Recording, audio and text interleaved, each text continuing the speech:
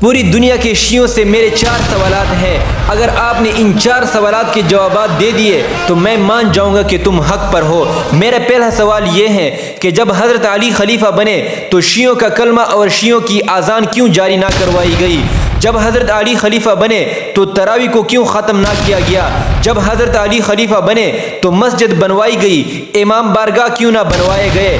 جب حضرت علی خلیفہ بنے تو متعے کو کیوں جاری نہ کیا گیا؟ تو سن لو، جب حضور اکرم صلی اللہ علیہ وسلم اور صحابہ اکرام کی زندگی میں شیعوں کا کلمہ اور شیعوں کی اذان جاری نہ کروائی گئی تو تم کون ہوتے ہو اپنا کلمہ اور اپنا اذان جاری کرنے والے؟ جب صحابہ اکرام کی زندگی میں تراویح کو ختم نہ کیا گیا تو تم کون ہوتے ہو تراویح کو ختم کرنے والے؟ جب حضور اکرم صلی اللہ علیہ وسلم اور صحابہ اکرام کی زندگی میں مسجدیں بنوائی گئی، امام بارگاہ نہ بنائے تو تم کون ہوتے ہو کہ مسجدیں نہ بنوانے والے اور امام بارگاہ بنانے والے؟ جب حضور اکرم صلی اللہ علیہ وسلم نے خیبر کے موقع پر متعے کو حرام قرار دیا تو تم کون ہوتے ہو متعے کو جاری کرنے والے؟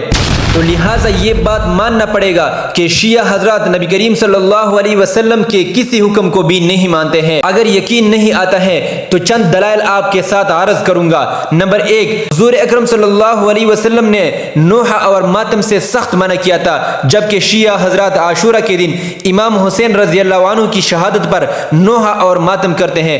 نبی علیہ السلام نے فرمایا تھا کہ نوحہ اور ماتم کرنے والوں کو اللہ تعالیٰ قیامت کے دن اس حال میں اٹھائیں گے کہ ان کو تارکول کا کرتا اور خارش کی قمیض پہنائی گئی ہوں گی۔ شیعہ حضرات متع یعنی عارضی نکاح کو جائز سمجھتے ہیں، جس سے بھی چاہے وہ ایک رات کی نکاح کرے۔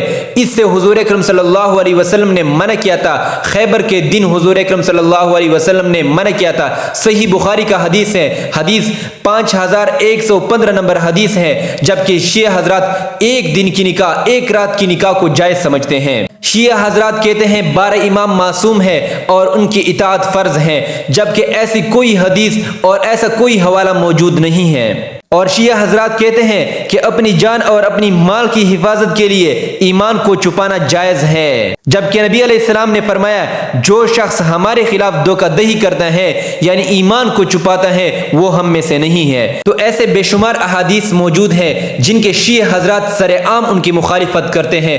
تو آپ لوگ مجھے بتائیں کہ جو شخص حضور اکرم صلی اللہ علیہ وسلم کی مخالفت کرتا ہے، حضور اکرم صلی اللہ علیہ وسلم کی حدیثوں کو نہیں مانتا ہے، تو آپ لوگ بتائیں اس کی ایمان میں کیا بچا ہے؟